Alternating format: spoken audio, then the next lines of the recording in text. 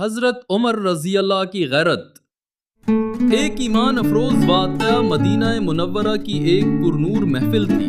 رسول اللہ صلی اللہ علیہ وسلم اپنے صحابہ کے درمیان تشریف فرما تھے۔ سب کے دلوں پر سکون اور آنکھوں میں تجسس تھا کہ آج حضور صلی اللہ علیہ وسلم کیا ارشاد فرماتے ہیں۔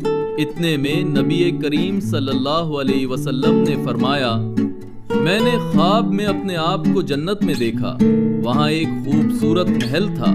اس محل کے قریب ایک عورت وضو کر رہی تھی۔ میں نے پوچھا، یہ محل کس کا ہے؟ جواب ملا، یہ عمر بن خطاب کا ہے۔